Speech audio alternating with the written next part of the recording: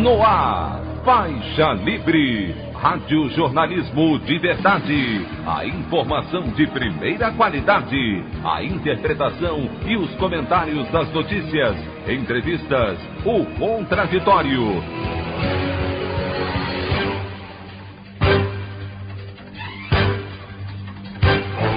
Tudo para aproximar você cada vez mais da realidade do Brasil e do mundo. Apresentação: Anderson Gomes. Ministro do Supremo Tribunal Federal, Cássio Nunes Marques, ignora decretos de governadores para reduzir infecções pelo coronavírus e autoriza realizações de cultos religiosos em igrejas e templos no domingo de Páscoa. Presidente Jair Bolsonaro não toma vacina contra a Covid-19 no primeiro dia de imunização das pessoas com sua idade em Brasília. Com média móvel de mortes pela Covid superior a 3 mil por dia, Brasil pode ter mais de 100 mil óbitos pela doença apenas no mês de abril, de acordo com a Universidade dos Estados Unidos. Essas e outras notícias na edição desta segunda-feira, 5 de abril do ano de 2021, do programa Faixa Livre.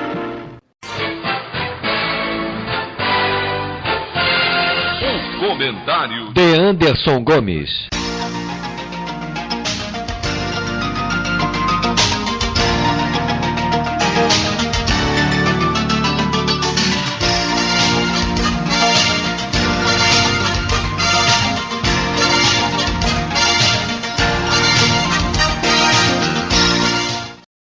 Bom dia, ouvintes.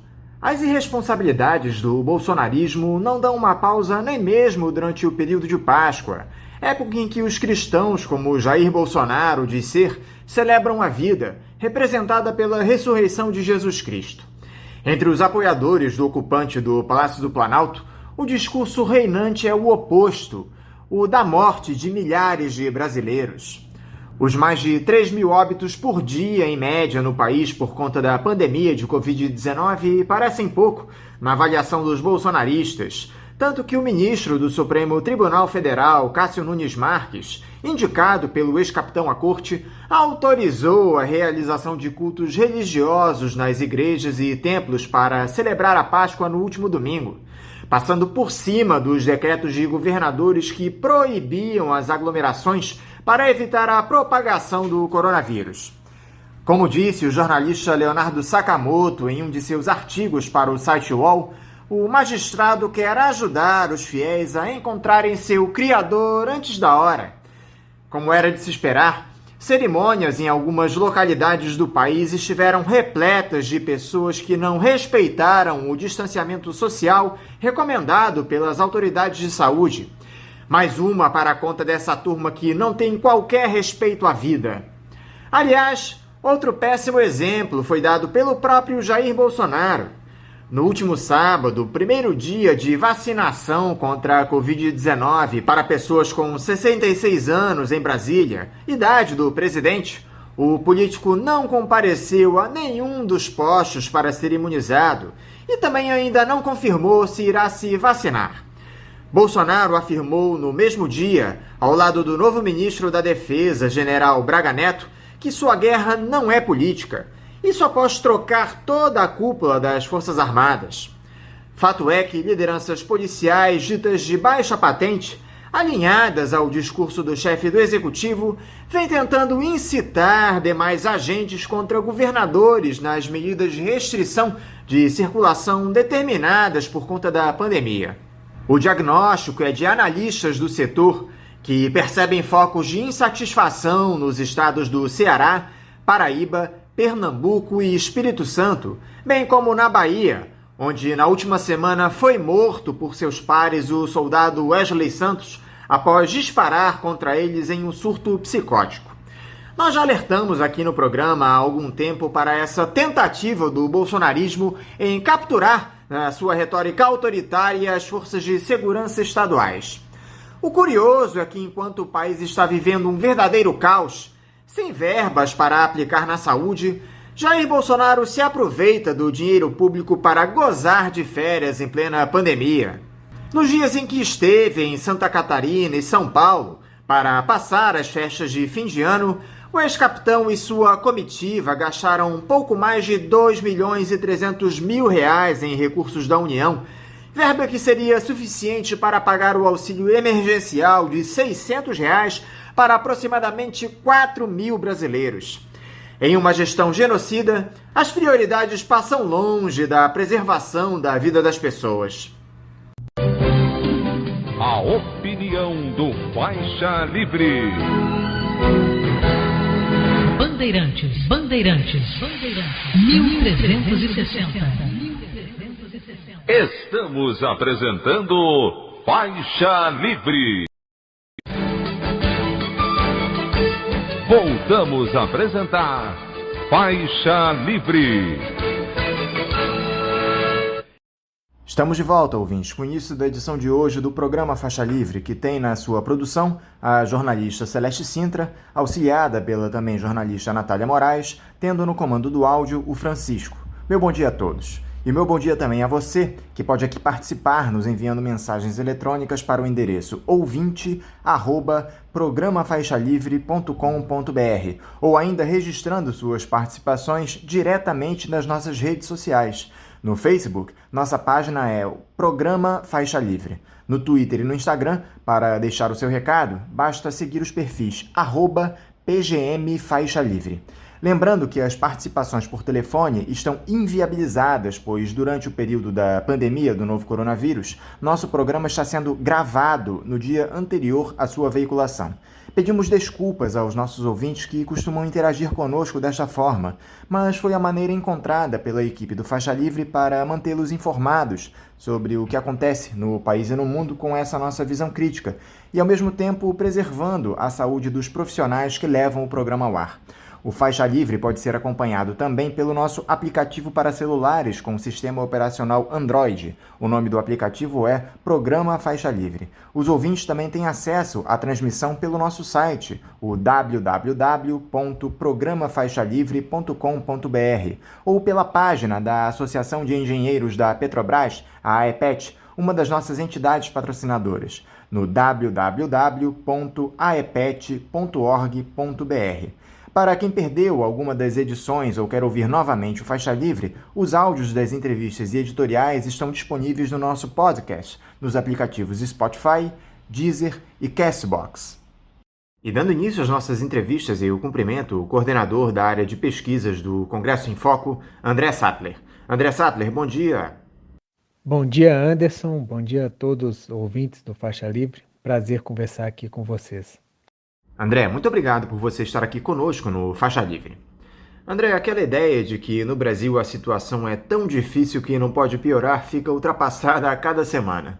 Na última, por exemplo, aquela mini-reforma ministerial de surpresa protagonizada pelo presidente Jair Bolsonaro, acompanhada da troca dos 3 comandantes das Forças Armadas, Exército, Marinha e Aeronáutica, acenderam um sinal de alerta e trouxeram de volta a ideia de que o ex-capitão aprofunda os preparativos para uma aventura autoritária no país.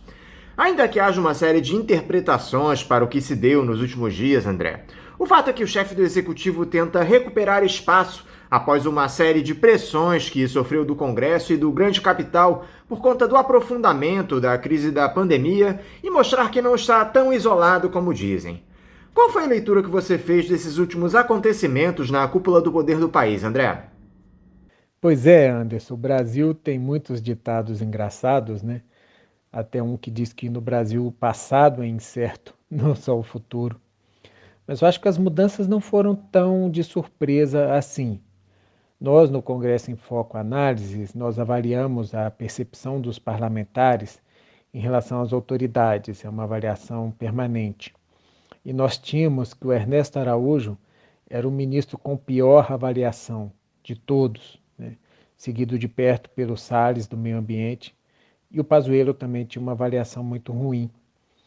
E nós tivemos, com as novas mesas nas casas legislativas, uma consolidação daquela aliança do Centrão com o Bolsonaro. Foi como o papel passado desse casamento, né, que vem desde o ano passado, mas com a eleição das novas mesas ficou algo mais firme, algo com papel passado. E a pressão, então, aumentou. e principalmente nessas áreas de desempenho muito ruim, como a do Ernesto Araújo, que acabou se envolvendo em um looping que acelerou sua própria queda e partiu para uma iniciativa kamikaze ao criticar abertamente uma senadora, e não qualquer senadora, a senadora presidente da Comissão de Relações Exteriores, e com isso acelerou sua queda, precipitando a reforma que todos já esperavam após esse casamento de papel passado com o Centrão. Agora, a mexida nos militares especificamente ninguém estava pedindo. E só isso já identifica que realmente essa foi uma decisão pessoal, personalíssima do presidente Bolsonaro, de mexer ali nos militares. E realmente esse fato nós precisamos dar uma atenção maior.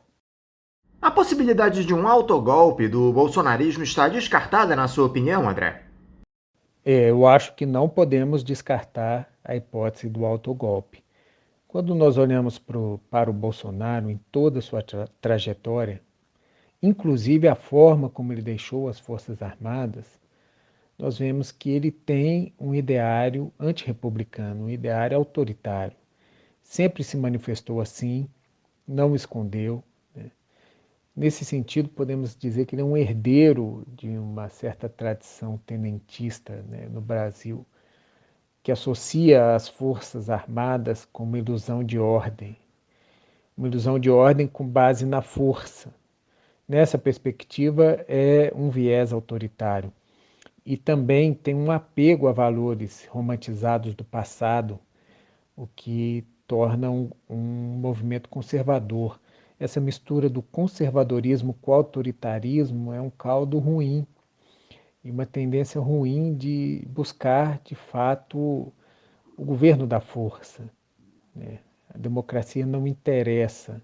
A democracia, para lembrarmos aqui os gregos, nessa visão, seria anarquia, algo muito próximo da desordem, e a ilusão de que a força, as Forças Armadas, seriam um elemento, o quarto poder que viria trazer a ordem, a disciplina, que são características muito fortes nas Forças Armadas. A disciplina, a hierarquia, a ordem. E esses elementos seriam os elementos que estariam faltando na sociedade para a sociedade ser uma boa sociedade. Então, essa ideologia, essa combinação de elementos ideológicos é uma combinação perversa que nos leva a uma tentação permanente de busca dessa ordem idealizada, porque essa ordem, na verdade, ela não existe. Acho que março é um mês icônico, porque foi o mês do golpe de 1964. Se nós observarmos os 3 marços até aqui, inclusive esse último, do presidente Jair Bolsonaro, foram meses de aprofundamento das tensões, momentos bem difíceis. E por tudo isso, e por analisar a trajetória inteira, eu vejo que não podemos descartar essa hipótese do autogolpe. Nós temos o episódio do telefone, quando foi aventado que o presidente Bolsonaro teria que entregar seu celular. Quando já foi revelado, nós estivemos a uma reunião de distância do golpe. Então, eu acho que nós temos que levar essa hipótese em consideração, sim, e ela permanece no tabuleiro, inclusive reforçada pelo que aconteceu nos Estados Unidos, com a tentativa em 6 de janeiro de invasão do Capitólio, frustrada, ingênua, desordenada, mas é inspiração, sim, para o Brasil, e particularmente para o ano que vem, quando vamos ter as eleições. Algo que chama a atenção, André, é essa aproximação cada vez maior do Jair Bolsonaro e de sua base parlamentar das corporações de policiais militares. Alguns deputados, na semana passada, tentaram distorcer a morte de um PM em surto psicótico na Bahia por colegas de farda, inventando a história de que ele teria se rebelado contra ordens do governador Rui Costa para combater aglomerações. Um desses parlamentares é a própria presidente da Comissão de Constituição e Justiça da Câmara, Bia Kicis. Logo na sequência, o ex-líder do governo na Câmara, Major Vitor Hugo, tentou acelerar a tramitação de um projeto que dava superpoderes ao chefe do executivo, incluindo a pandemia entre as situações que abrem a possibilidade de decretação de estado de mobilização nacional, que permite a interferência do presidente em fábricas privadas e a convocação de civis e militares. A rejeição na Câmara foi imediata.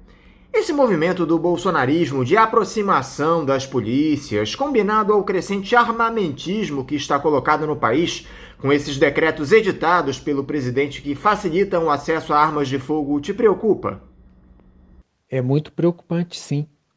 Se nós olharmos para a história, os governos fortes, autoritários, sempre tiveram uma guarda palaciana, uma milícia, né, armada para garantir a manutenção do poder pela força. E essa aproximação com os policiais tem um pouco a ver com a crise militar.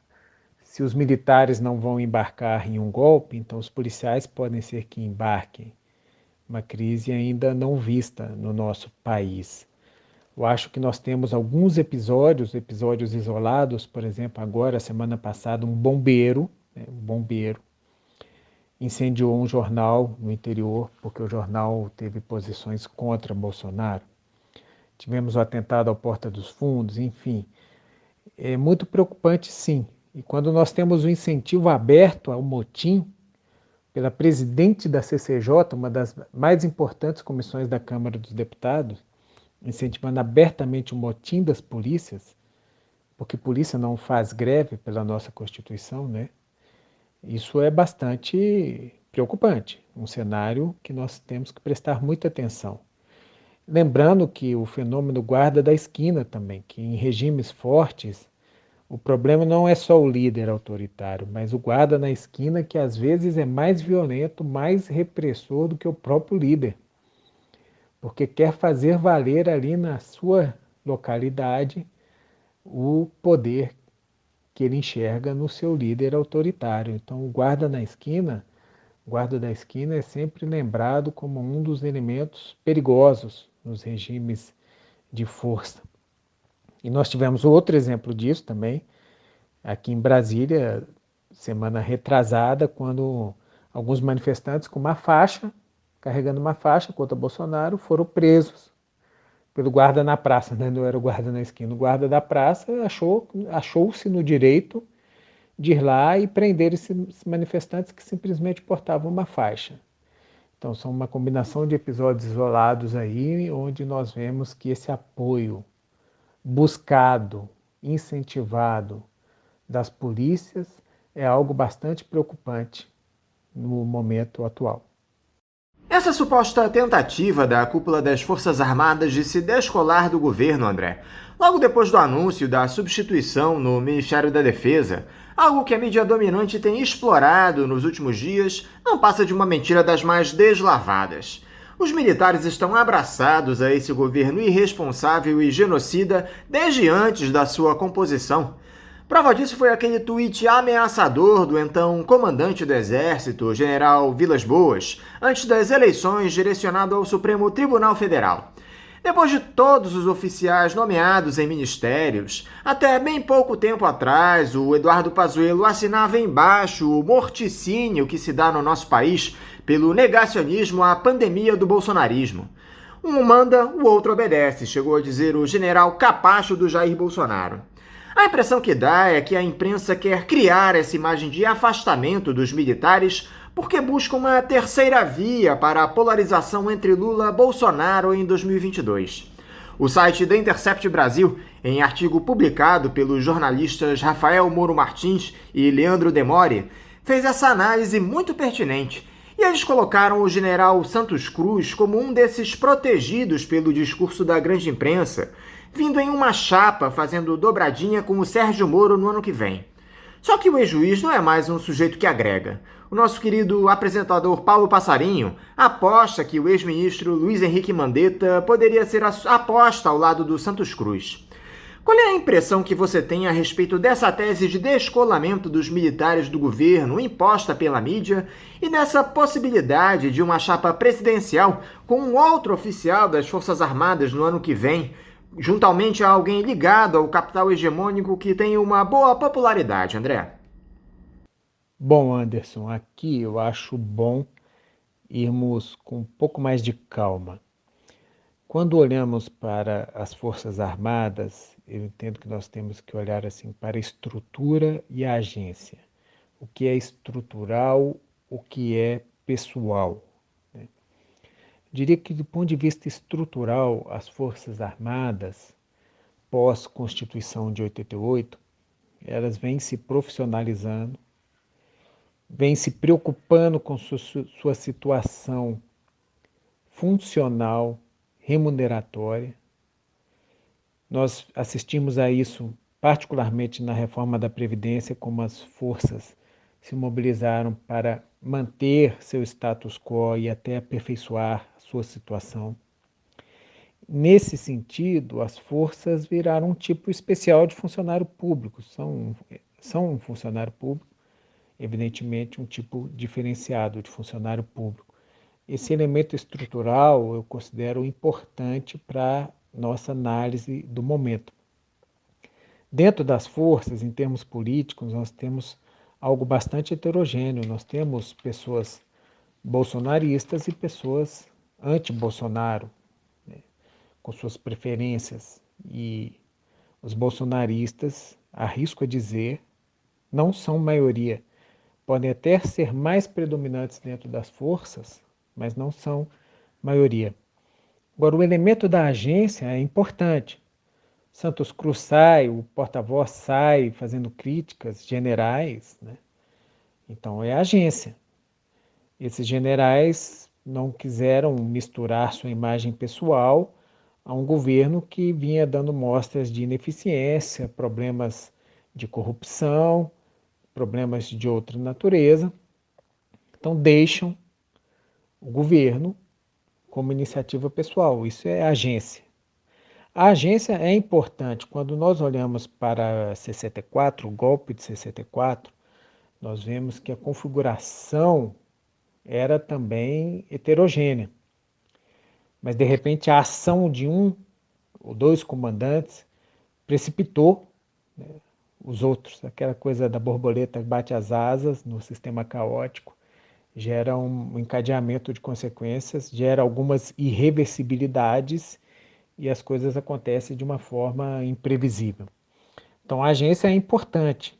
Qualquer elemento desse do alto comando, generais, do comando maior, quando tomam iniciativas do ponto de vista pessoal, refletem no sistema.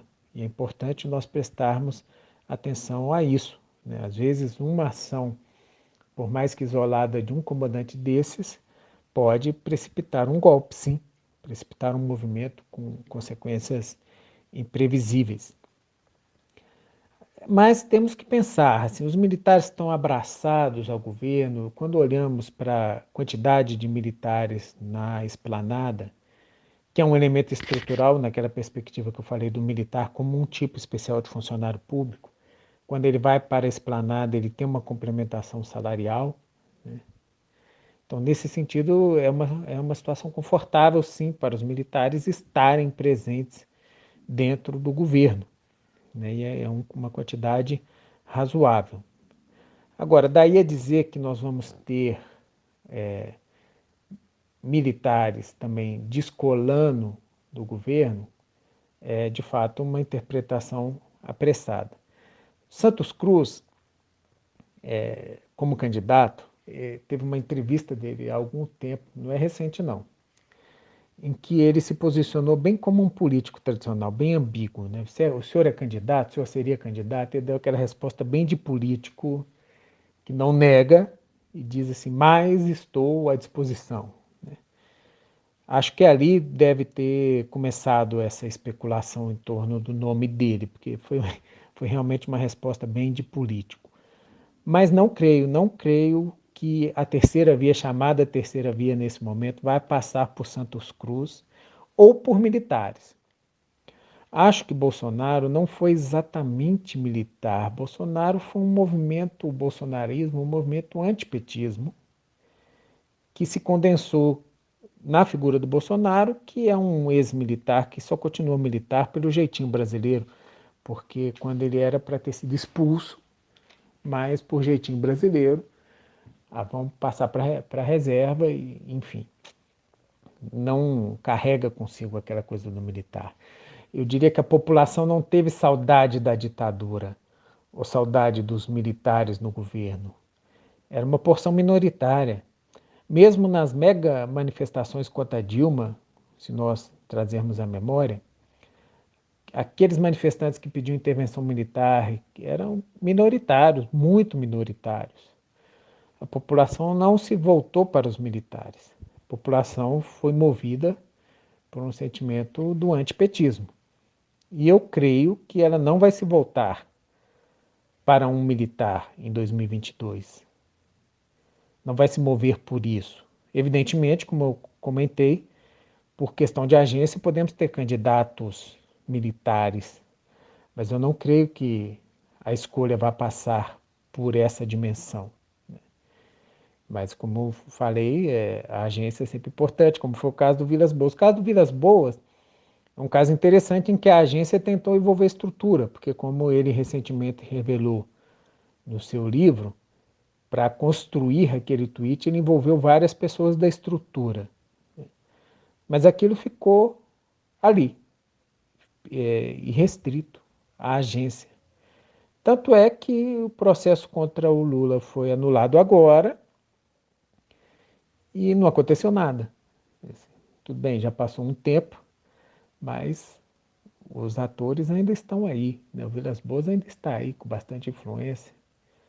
Acabou de receber um novo comandante, o ex e o novo comandante do Exército, e não aconteceu nada, né? Então eu acho que é um pouco isso. Eu creio que realmente dizer que o Exército está se descolando é um pouco forçado, porque a estrutura está confortável, como estrutura de um tipo especial de funcionalismo público, está confortável dentro dos ministérios, com sua complementação salarial.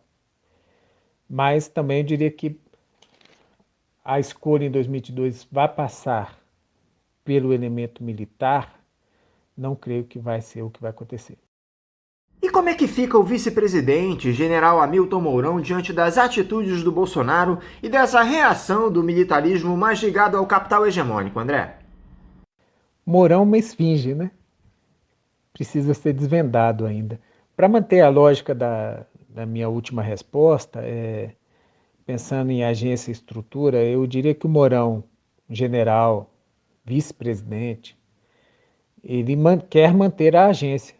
Tanto que ele fala, ele se pronuncia, ele dá opiniões às vezes contundentes que geram desconforto em Bolsonaro, isso já é óbvio, a imprensa acompanha, todos sabem.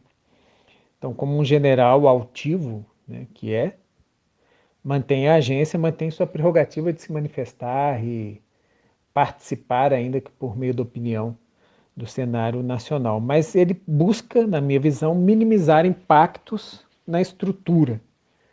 Não vejo Mourão se movimentando para provocar qualquer tipo de repercussão de suas falas, suas ideias na estrutura militar e nem na estrutura política.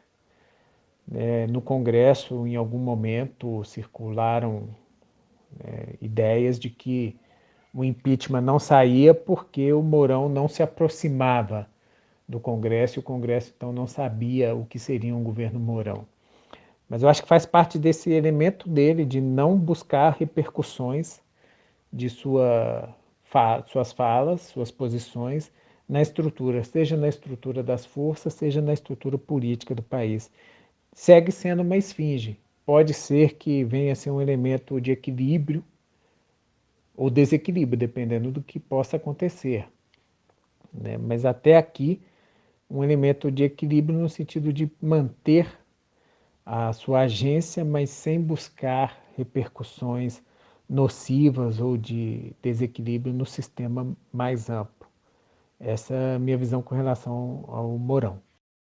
Fato é, André, que esse alerta dado pelo presidente da Câmara, Arthur Lira, recentemente, dizendo que estava acendendo o sinal amarelo para o governo, fez com que o Bolsonaro se movimentasse para acomodar os interesses do baixo clero. Agora, a pergunta que fica é a seguinte: se as mais de 320 mil mortes pela pandemia não são suficientes para que o Arthur Lira aceite um dos inúmeros pedidos de impeachment contra o ex-capitão que estão na sua gaveta, o que poderá mudar esse cenário?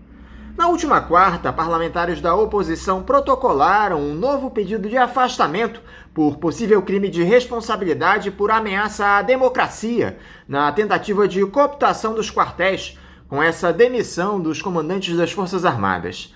A essa altura do campeonato, o que pode derrubar o Bolsonaro, André? Essa é uma boa pergunta. Acho que, na minha visão, o impeachment, nesse momento, está fora de pauta. O Congresso em Foco Análises acompanha esse assunto. Nossa última pesquisa que ouvimos 30% do Congresso, e nós ouvimos com relação ao impeachment, sobre chances de aprovação e nível de concordância. As chances de aprovação baixíssimas, baixíssimas. Mostra que, na visão dos parlamentares, a possibilidade de um impeachment de Bolsonaro, particularmente depois da eleição das novas mesas, é praticamente inexistente.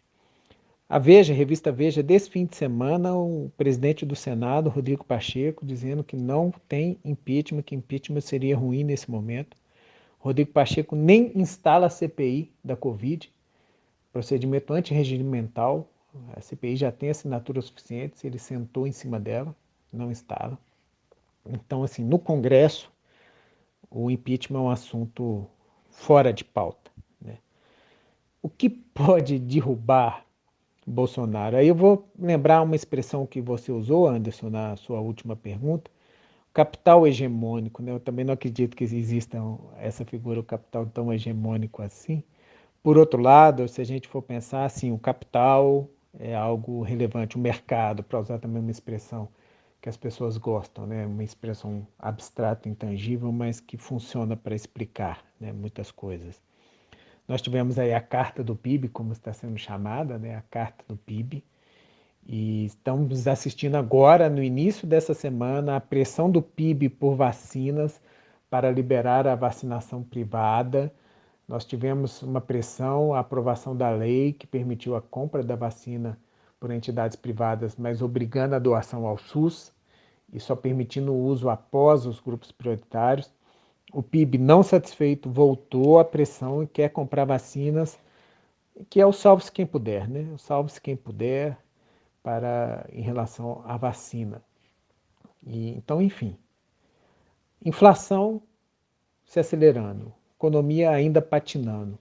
Eu acho que o risco maior para Bolsonaro hoje vem pelo lado econômico fiscal. Vamos lembrar, o Al Capone foi preso por problemas com a Receita, né? Ou a própria Dilma, que caiu pela questão fiscal. Nós estamos aí num embate em relação ao orçamento. O orçamento aprovado é claramente inexequível e claramente viola regras fiscais, como a regra do teto, que podem vir a ser consideradas crime de responsabilidade. E um crime de responsabilidade que movimenta a estrutura, movimento institucional. Então, o TCU já se manifestou, né? O Congresso tem que aprovar as contas. Então, o lado do orçamento, ele pode trazer um elemento técnico que acaba aglutinando até mesmo quem apoiou até a véspera. Isso aconteceu no caso da Dilma. O Centrão apoiava o governo do PT e no impeachment o Centrão votou pelo impeachment da Dilma. E confrontados, às vezes, com essa contradição, eles falam, não, mas aqui tem um elemento técnico que eu estou votando por conta do elemento técnico. Então, quando a gente pensa nisso, isso pode ser um elemento que aglutine e até justifique uma mudada de posição no parlamento. Olha, descumpriu aqui a regra fiscal. Acho hoje, maior risco para Bolsonaro vem daí, vem da economia patinando e vem do elemento fiscal. As próximas semanas nós vamos assistir aí às soluções que eles vão buscar para o elemento fiscal e é muito importante acompanharmos isso, porque isso pode ter desdobramentos muito importantes que gerem mudança na posição do parlamento. Só que se o Congresso não toma uma atitude diante dos incontáveis crimes cometidos pelo presidente da República, André, eles tentam facilitar o acesso da iniciativa privada a vacinas contra a Covid-19, com o intuito, evidentemente, de criar uma lista paralela de prioridades na imunização, baseada no poderio financeiro das grandes empresas. Algo bem típico desse capitalismo selvagem que temos por aqui. Os presidentes da Câmara e do Senado pressionam o Jair Bolsonaro para que ele dê um protagonismo maior às empresas na aquisição de imunizantes, trabalhando em conjunto com o poder público. Já há uma lei aprovada que permite que a iniciativa privada negocie diretamente com os laboratórios, doando uma parte das vacinas para o Sistema Único de Saúde e respeitando a lista de prioridades do Programa Nacional de Imunização, ou seja, só permitindo essa aquisição depois que todas as pessoas dos grupos prioritários estejam vacinadas. Na prática, André, essas figuras querem, como sempre, dar vantagem a quem está no topo da pirâmide para que não tenham seus lucros prejudicados, imunizando funcionários dessas empresas que consigam adquirir doses e seus familiares. É mais do que nunca o capitalismo sendo o capitalismo, André. Bem lembrado, antes eu até comentei sobre isso na minha última resposta. Eu só diria que não é uma questão do capitalismo, eu diria que é uma questão que precede, eu acho que é uma questão de estado de natureza.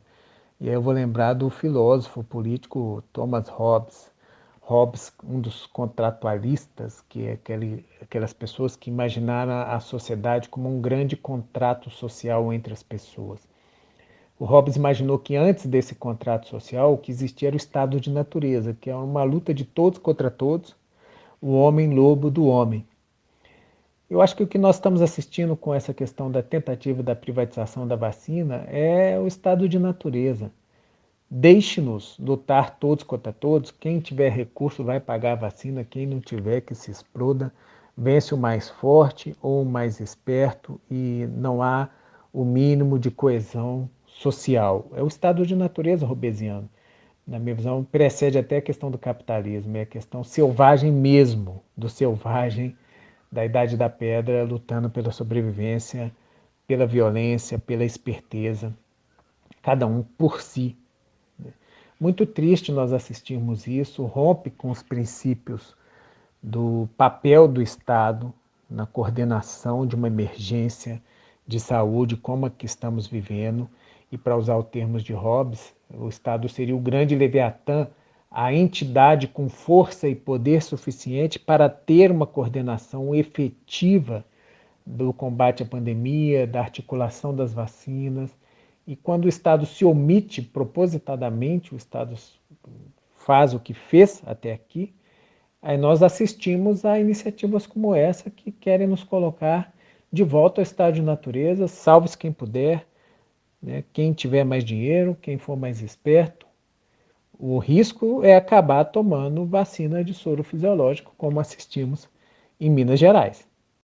Para terminar, André, o que muda para a oposição essas articulações do Jair Bolsonaro mudando ministros, trocando a cúpula das Forças Armadas? Como reagir a isso e o que deve ser feito, na sua opinião?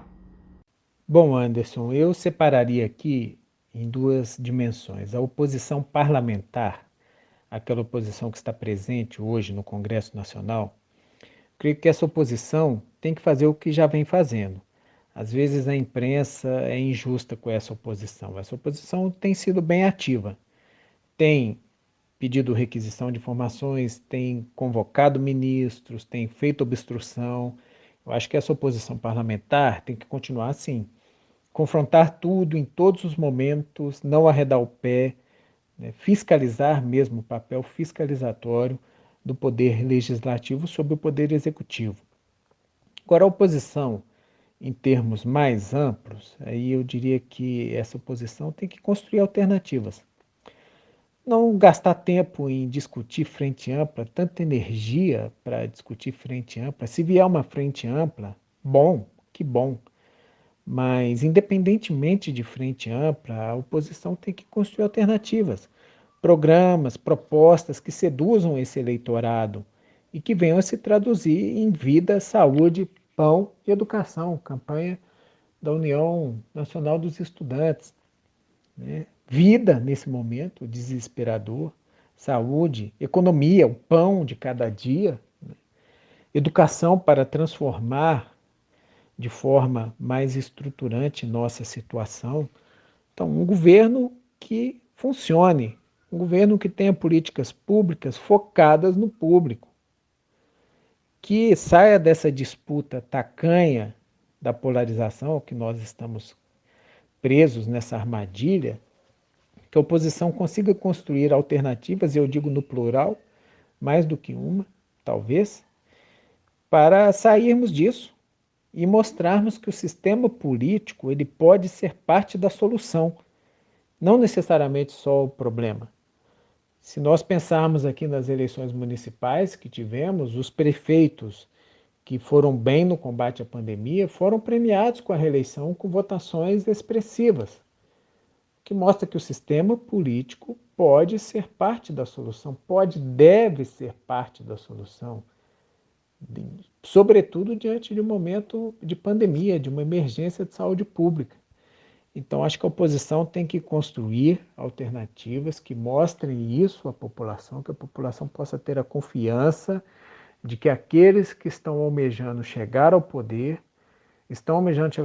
para poder implementar políticas públicas eficientes no combate à pandemia, mas também na promoção da vida, da saúde, da economia e tudo que nós precisamos como país. Não estamos discutindo se vai ser Estado grande, Estado pequeno, mas sim o Estado que funciona em favor da população. Então, eu creio que temos que construir essa opção e mostrar para o eleitorado que essa opção é possível, que essa opção é viável e que essa é a melhor opção, a opção que coloca no Estado pessoas que entendam e atuem de forma que o Estado seja parte da solução e não parte do problema. André Sattler, muito obrigado mais uma vez por você conversar conosco aqui no programa. Eu quero te desejar uma ótima semana de trabalho e deixar aqui o meu abraço. Obrigado a você, Anderson, pela paciência. Obrigado, ouvinte, pela paciência de nos acompanhar até aqui. Uma boa semana para todos. Conversamos aqui com o coordenador da área de pesquisas do Congresso em Foco, André Sattler. Vamos agora ao nosso primeiro intervalo. Voltaremos já já. Voltamos a apresentar Faixa Livre. Já voltamos, ouvintes, e agora eu saúdo o presidente da Fundação Lauro Campos, Marielle Franco, Francisvaldo Mendes. Francisvaldo Mendes, bom dia. Bom dia, Anderson. Eu que saúdo aí os ouvintes aí desse programa, Faixa Livre, um programa de referência no debate político, e estou à disposição aí para a gente poder conversar nessa manhã. Francisvaldo, muito obrigado por você dialogar conosco aqui no programa. Francisvaldo, o Grupo Observatório da Democracia, que reúne 8 fundações de partidos de oposição, do qual vocês fazem parte, lançou um manifesto pedindo a abolição dessa excrescência que é a Lei de Segurança Nacional e o afastamento imediato do presidente Jair Bolsonaro.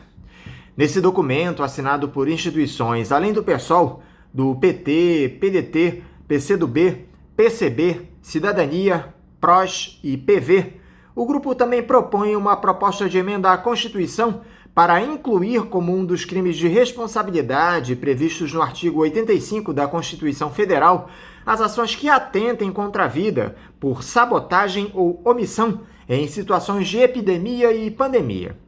Eu gostaria que você comentasse, Francisvaldo, primeiro essa importante iniciativa do Observatório da Democracia. Vocês acreditam que esse manifesto possa ter repercussão lá em Brasília? Nós acreditamos sim, Anderson, que pode ter uma boa repercussão lá em Brasília e repercussão inclusive nacional, que a gente possa fazer uma boa campanha aí para que essa proposta de emenda à Constituição possa ter uma repercussão efetiva na vida da população brasileira, uma vez que o que está previsto hoje na Constituição de afastamento do presidente da República é só através do impeachment, né? E a gente sabe que o impeachment ele é um trâmite muito burocrático, muito demorado. Então, essa proposta, que é colocar como responsabilidade do presidente da República cuidar do seu povo, para que ele não sofra as consequências de pandemia, endemia, tanto dessa quanto de outras, né? É uma atualização da Constituição brasileira. E nós sabemos que a Constituição não previu esse crime de responsabilidade que nós estamos sofrendo na pele hoje, essa inoperância e essa irresponsabilidade do presidente da República pudesse acontecer, né? Então, com essa realidade que nós estamos vivendo hoje, da omissão do governo federal de poder cuidar do seu povo, defender a saúde, defender a vida, preservar a ciência, né?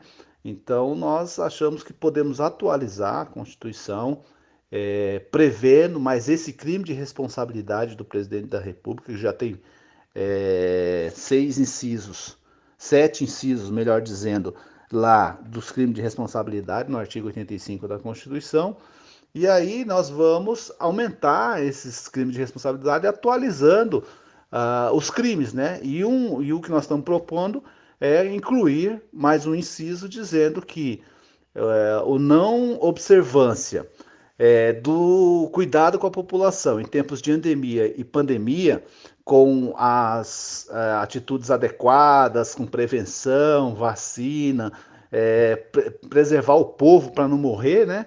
Como nós estamos vivendo hoje, mais de 325 mil mortes, né? Então nós temos que estar atento a isso e atualizando a Constituição, porque a pessoa, quando é eleita, ela não tem carta branca para fazer tudo e o que quiser. Ela é apenas uma pessoa para administrar os órgãos públicos, o dinheiro público e a condução da vida, né? Principalmente preservar a vida. E, infelizmente, nós estamos vivendo numa situação que nós temos um presidente que ele não está tendo o cuidado necessário. Então, nós temos que atualizar a Constituição para que a gente possa aplicar a realidade do que a gente vive atualmente aos governantes de plantão. Então, como já tem vários estudos que essa não vai ser a única e nem a última pandemia, né? Já tivemos outras anteriores com menos consequência, estamos passando por essa, atravessando por essa, e é um problema global, né? Da natureza, da humanidade, que a gente precisa enfrentar. E os governantes têm que estar preparados, ou se não está preparado, pelo menos se cercar de pessoas preparadas para combater esse tipo de situação de pandemia. Como na Constituição não está previsto, e nunca a gente imaginou em 1988 que íamos enfrentar uma situação terrível dessa, de flagelo, né, da humanidade por conta de um vírus que é invisível e que a gente está fazendo todas as formas, a sociedade de uma maneira geral, todas as formas de combatê-lo, não imaginávamos que iam ter um governante que não ia assumir a sua responsabilidade no enfrentamento de uma pandemia.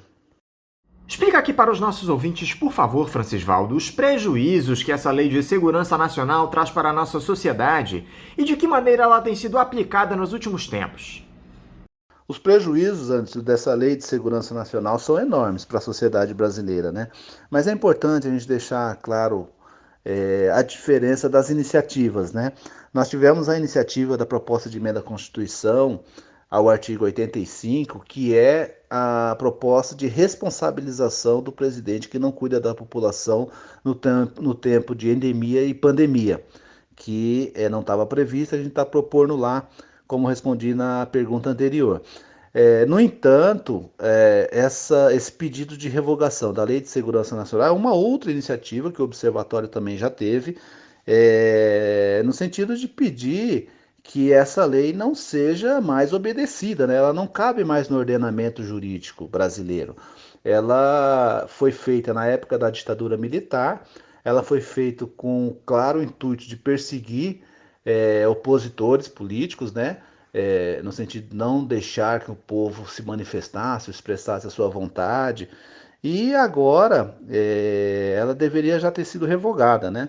E está sendo utilizada de forma inescrupulosa pelo governo federal, né, para poder perseguir opositores políticos, né? Tivemos o exemplo ultimamente na Esplanada dos Ministérios, né, lá em frente ao Congresso Nacional, um grupo de pessoas que estendeu uma faixa dizendo que o presidente é genocida, né? Que na verdade é um fato, né? É só ver o número de mortos que nós temos aí e as iniciativas do governo federal, que são pífias, né? No sentido de combater a pandemia. Então, ele prendeu essas pessoas por conta de ter se manifestado dessa forma. Ou seja, está utilizando de uma lei obsoleta para poder perseguir opositores políticos. A mesma coisa que ela foi feita, com o intuito do que ela foi feita lá na ditadura militar. Então, os prejuízos para uma sociedade democrática, ela é enorme. Nós sabemos que essa perseguição normalmente ocorre em países totalitários, em que tem governos autoritários, né, que querem perseguir seus opositores ou não têm liberdade de expressão, não têm liberdade de livre manifestação.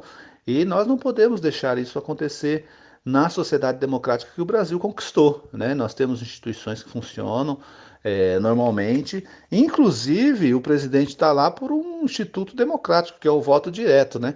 Então, o prejuízo para a população e para a sociedade brasileira é muito grande no sentido de prejudicar o enriquecimento da democracia que nós vamos amadurecendo. A democracia é um constante modo de amadurecimento da convivência entre as pessoas. Então, isso faz com que a gente atrase essa convivência e que os arroubos autoritários venham e sejam utilizados por uma lei que não cabe mais no nosso ordenamento.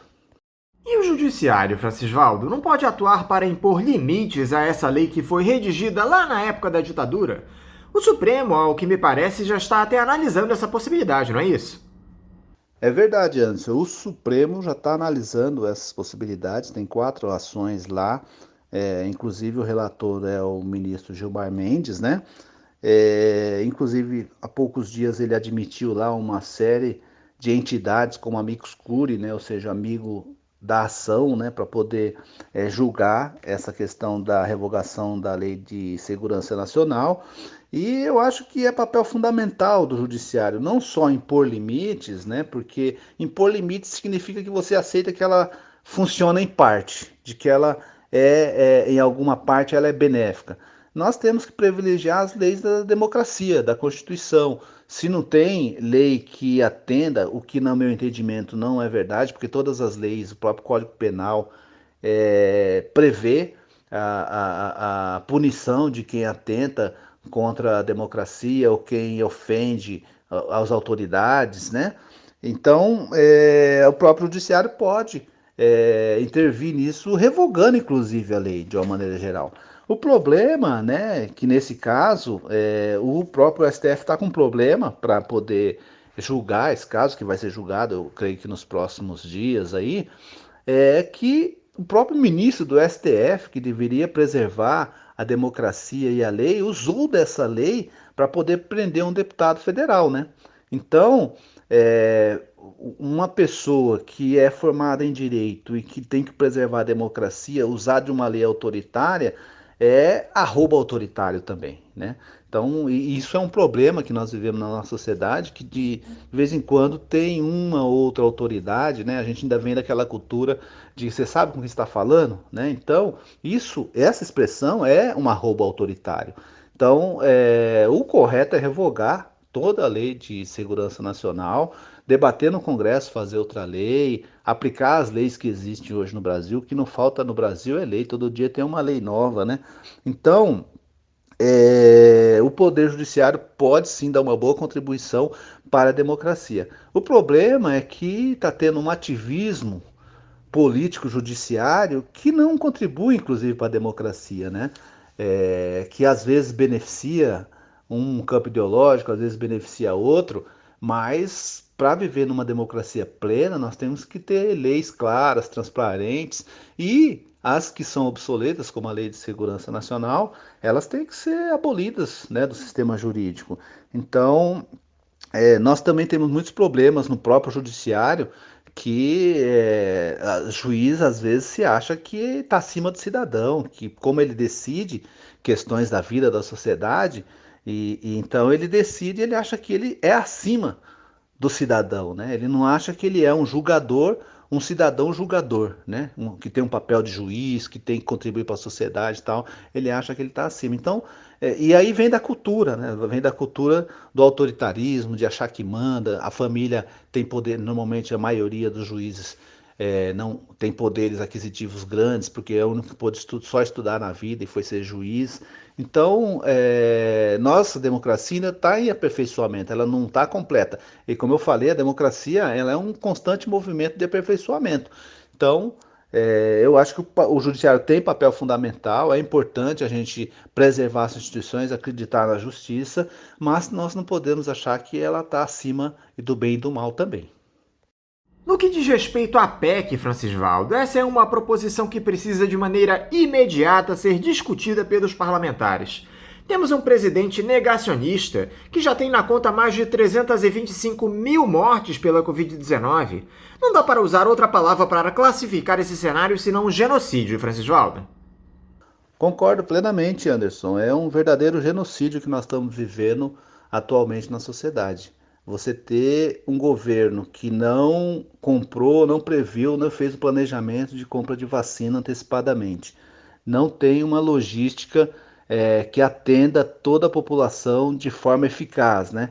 Você tem toda uma estrutura, que é o SUS, Sistema Único de Saúde, que ela é uma das mais avançadas no mundo enquanto sistema, tem os seus problemas, mas é um dos mais avançados no mundo. Nós temos uma capacidade de vacinação formidável, nós temos uma população que se envolve com campanhas de vacinação e você tem essa falta de uma coordenação nacional para poder fazer a vacinação. E aí, essa PEC tem que ser imediatamente aprovada para ser mais um mecanismo de responsabilidade do presidente, né? Porque quando a pessoa é eleita presidente da República, ela é eleita para conduzir o país e proteger a sua nação e o seu povo. E, infelizmente, esse governo, ele está lá e está defendendo só os seus interesses, né? Os interesses escusos, os interesses pessoais, interesses de proteção da família. Ou seja, não é um governo do povo brasileiro, né? É um governo que tem uma falácia no sentido de querer defender o povão, de tentar parecer igual ao povão, mas na verdade ele está lá para defender os seus interesses escusos. Então essa PEC, ela é uma necessidade de ter mais um mecanismo jurídico para poder responsabilizar o governo federal e o presidente da República.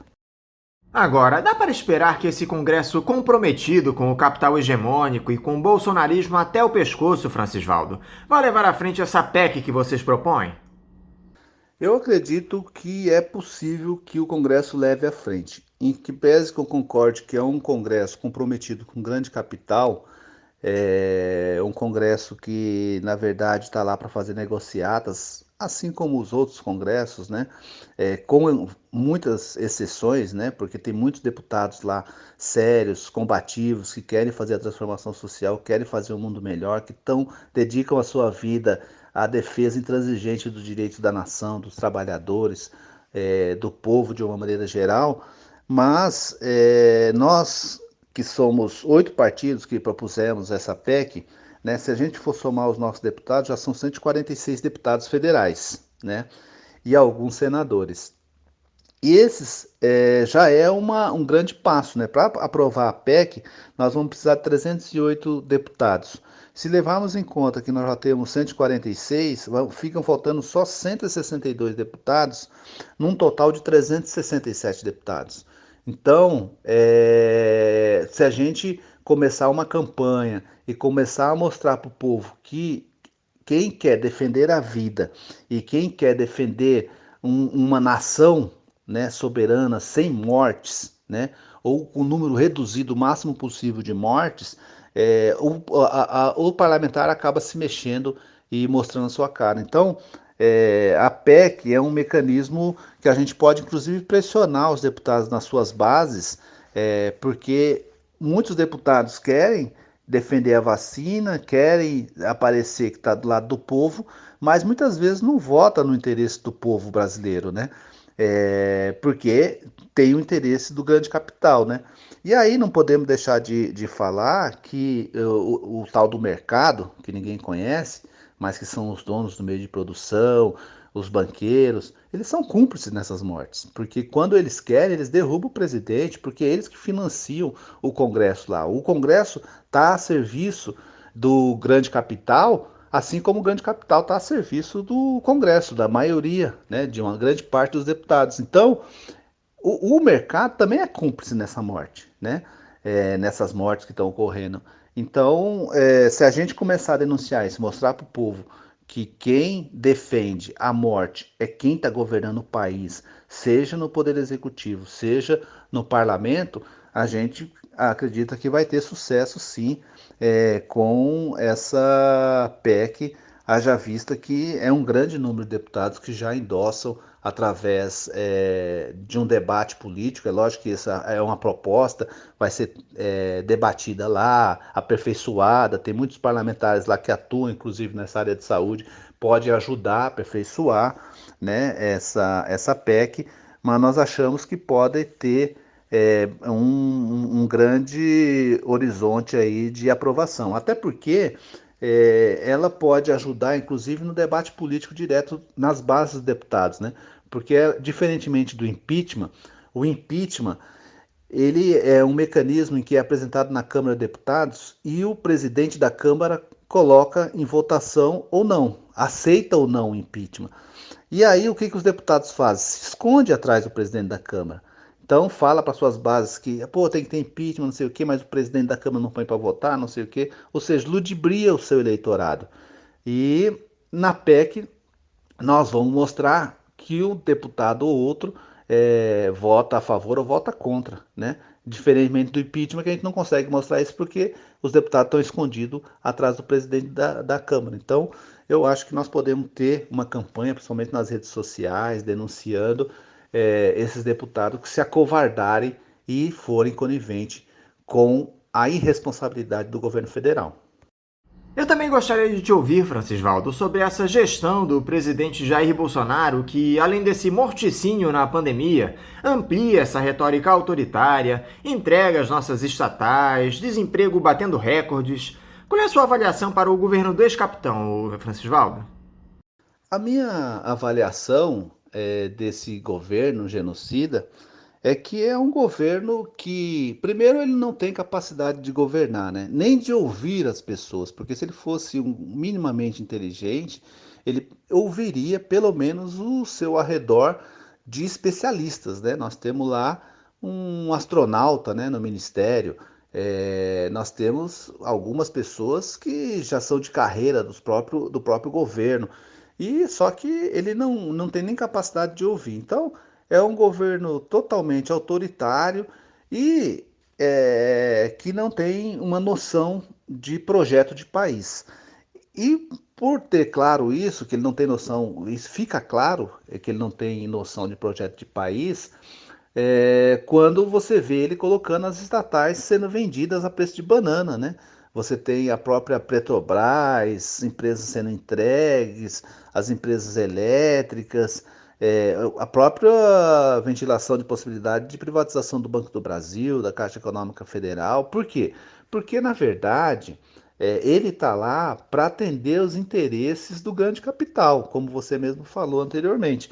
Então, ele está lá para poder só garantir o lucro dos grandão, de quem tem dinheiro. E que muitos desses, é importante deixar claro, nem no Brasil moram. Moram fora do Brasil, fica aplicando na bolsa, é expoliador, né? Então, e aí é um governo só para isso, só a serviço do grande capital e do mercado. Por isso que, inclusive, ele já não saiu, porque se ele não atendesse o grande capital, não atendesse os interesses especulativos, ele já teria caído. Mas como ele atende, mesmo com esse genocídio que ele está cometendo, com esse atentado contra o povo brasileiro, mesmo com isso, ele permanece lá. Por quê? Porque tem a conivência desse pessoal que sempre viveram às custas da riqueza do Brasil, né? Então, é um governo que não está preocupado com o seu povo. Tanto é que não está preocupado que está aí mais de 14% de desempregados. Se você pegar os desalentados, vai para 20%. Se você pegar mais o pessoal de miserabilidade. Então, assim, ele não está preocupado no povo. Tanto é que não está preocupado que nesse sistema de pandemia que nós estamos vivendo, você precisa dar condição, você precisa do Estado para dar condição de sobrevivência do povo, inclusive condições de comida, condições de sobrevivência, condições de vestimenta, tal. E isso faria com que o povo vivesse mais com condição e não saísse para pegar ônibus lotado, né, para poder se arriscar e pegar o vírus, né? Então, é um governo que não está nem um pouco preocupado com a população brasileira. Ele está preocupado em garantir o lucro do ganho de capital, obedece o mercado cegamente e está entregando todas as nossas riquezas, né? Isso é um problema, por quê? Porque o povo estar preocupado com a sua vida, porque sabe que se sair na rua, não cumprir o isolamento social, não usar máscara, como ele tem defendido, pode correr risco de vida. E ele aproveita, já que não pode ter o povo na rua se manifestando e mostrando a sua indignação, aí ele aproveita para poder atender os de cima, né? Atender aqueles que sempre lucraram, né? No país. E esses que sempre lucraram se esconde também atrás do tal mercado, que é para poder deixar as pessoas morrerem e para poder garantir que compre as empresas estatais, que compre a riqueza do país, que leve toda a riqueza para fora, né? Então, é um governo altamente despreparado, genocida, desqualificado, mas que tem uma política. Ele não faz isso porque ele é desqualificado. Ele faz isso porque ele segue uma política. Não vou fazer isso do genocida, porque daí todo mundo fica atento só a essa questão do vírus e não se atenta muito ao outro lado, que é a entrega do patrimônio, a riqueza do país para as mãos de alguns.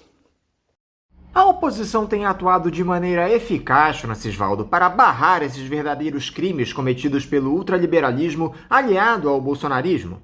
Você vê um horizonte favorável para a esquerda diante do que está colocado?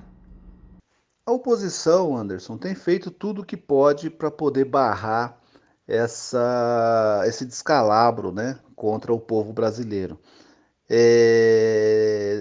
Eu acho que nós temos que ter a capacidade de, como no próprio manifesto a gente fala isso, né? Que agora não tem essa questão de esquerda, direita, centro. Nós temos que defender a vida. E para defender a vida, defender o povo brasileiro, nós temos que estar todo mundo junto nesse momento para poder ter vacina, para poder ter condições materiais para o povo não morrer de fome, para poder ter amparo à periferia, para poder a nação voltar a levantar a cabeça, né? A nação está toda com cabeça baixa, sofrendo. O povo está indo para a rua pegar ônibus todo dia para garantir o lucro do patrão, né? E aí, tanto o pequeno comerciante e o pequeno industrial não tem ajuda do governo federal, como o povo também não tem, né? Só quem tem ajuda são os banqueiros, que já sacaram bilhões aí do cofre da União para poder colocar empréstimo, só que não disponibiliza esse empréstimo, né? Porque não sabe que é difícil receber, porque não tem uma produção nacional, não tem uma produção local.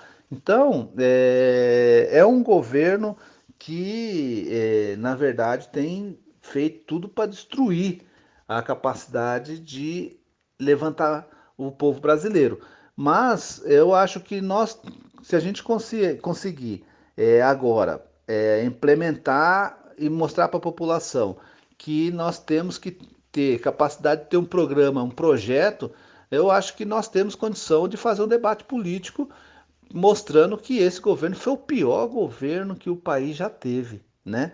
E acho que nós podemos ter um horizonte de discutir um programa, uma proposta política em que o povo volta a ser protagonista, né? E nós temos que ampliar a democracia brasileira, né? Porque uma das coisas que está meio parado é as formas de participação popular, né? Esse governo, a primeira coisa que ele fez foi inibir os conselhos, né? A participação do povo nos conselhos, tal. Por quê? Para poder centralizar poder. E o que nós temos que fazer é justamente ao contrário, ampliar poder para a população, para não ficar concentrado o poder nos governantes, para não poder efetivamente o governante fazer o que quer. O governante não pode fazer o que quer, o governante tem que fazer o que está previsto na lei e defender o seu povo. Então, eu acho que se a gente consegue agora defender a vida e restabelecer que diminua drasticamente o número de mortes, nós podemos começar a fazer um debate político depois de um programa que a gente possa dar altivez ao povo, dar altivez, e tem que ter a divergência, o debate político tem, inclusive nessas várias partidos que compõem o Observatório da Democracia, uma das coisas que a gente tem preservado é a autonomia e a liberdade que cada partido tem de fazer o seu debate político, que isso é justo. Agora, o que nós não podemos deixar escapar, é a fazer a proposta de um programa, de um projeto para o país, né? E que cada um defenda a sua forma, como deve fazer, mas que o bem maior, que é a nação, a população, o povo brasileiro, que precisa ser preservado e precisa ter um horizonte de construção de país, isso nós temos que preservar. E nós temos conseguido fazer isso no Observatório da Democracia, de certa forma, com os partidos, com todos esses partidos que você citou inicialmente, e que tem feito uma construção paulatina de acordos políticos para ser debatido na sociedade, porque a sociedade tem que se envolver com a política, porque se a sociedade não se envolver com a política, quem se envolve com a política é o miliciano, é o traficante, é o oportunista, é o aproveitador, é o tal do mercado que se aproveita da política. Por quê? Tudo para ganhar dinheiro, tudo para poder se beneficiar e cuidar do seu negócio individual. E a política não é lugar de negócio individual. A política é lugar para poder fazer um projeto de nação em que todos usufruam do benefício da própria política. E usufruam como? Tendo recursos públicos para vacina, tendo recursos públicos para fortalecimento do SUS, Sistema Único de Saúde, fortalecimento das estatais, fortalecimento das suas empresas de economia mista. Então, isso aí que tem que beneficiar o povo de uma maneira geral, né? Então, nós estamos vendo aí o que o povo está sofrendo com o preço do gás, o preço da gasolina, né? Isso aí quem paga é o povo, porque os políticos, de uma certa maneira, têm o seu benefício resguardado lá pela própria Câmara, né? Que é uma excrescência também que a gente tem que lutar. E se a gente ampliar o poder do povo de participação, de fiscalização, nós vamos efetivamente inibir esses abusos que tem pelas autoridades, pelo próprio povo que vai fiscalizar, vai cobrar, né? Então, eu acho que esse é o desafio colocado para a esquerda, no horizonte de fortalecer cada vez mais a participação popular na política, porque sem a política nós não temos condição de ter saída para esse morticínio e para esse descalabro que nós estamos vivendo hoje no Brasil. Eu quero mais uma vez te agradecer, Francisvaldo, por essa entrevista para nós aqui no programa, te desejar um ótimo dia de trabalho e também um forte abraço. Eu que agradeço, Anderson. É um prazer enorme estar aqui nesse programa Faixa Livre. Estou à disposição de dizer que é importante para nós estarmos cada vez mais difundindo ideias para que a gente possa, junto, coletivamente, com o povo principalmente, poder fazer um debate político de inserção da população na política. Conversamos aqui com o presidente da Fundação Lauro Campos, Marielle Franco, Francisvaldo Mendes. Vamos agora a mais um intervalo. Voltaremos já já. Voltamos a apresentar Faixa Livre. Estamos de volta, ouvintes, e agora eu converso com o economista, assessor da Rede Brasileira pela Integração dos Povos, a REBRIP, e membro da coordenação da Associação Brasileira de Economistas pela Democracia do Rio de Janeiro, a ABED-RJ, Ademar Mineiro. Ademar Mineiro, bom dia. Bom dia, Anderson, e bom dia aos ouvintes do Faixa Livre. Ademar, eu quero te agradecer por esse novo diálogo conosco aqui no Faixa Livre. Ademar, eu queria começar a nossa conversa hoje abordando algo que nós ainda não chegamos a comentar, que foi a alta da Selic determinada pelo Comitê de Política Monetária do Banco Central 2 semanas atrás, após quase 6 anos sem aumento. A taxa básica de juros pulou de 2% para 2,75%, em uma tentativa do governo em conter a inflação. O presidente do Banco Central, Roberto Campos Neto, disse na última terça-feira que o ciclo total de alta da Selic pode terminar logo, após esse movimento mais forte de elevação inicial da taxa no Copom deste mês. É isso mesmo que o Campos Neto argumentou, Ademar. Essa elevação da taxa de juros deve ser curta, e ela tem a capacidade de reduzir os níveis da inflação no país? Bem, Anderson, o que se espera a princípio é que daqui a 6 semanas o Copom volte a subir a taxa de juros, né? Existe uma sensação de que esse nível ainda não é suficiente, né, do ponto de vista do sistema de metas de inflação do governo em segurar a inflação desse ano dentro da meta. Muito disso tem a ver com a variação do dólar, né? Então, menos do que qualquer coisa de consumo interno, é a variação do dólar que vem sendo usada como indexador dos preços, né? Seja porque uma parte desses preços tem a ver com bens exportáveis, né? Ou bens que o Brasil importa, né? Portanto, que tem o seu preço determinado em dólar, e a gente, quando fala isso, talvez para o público possa pensar, mas o que isso tem a ver com o que são esses bens exportáveis? Esses bens exportáveis são exatamente alimentos, como carne, soja, frango, e outros produtos básicos que afetam o preço aí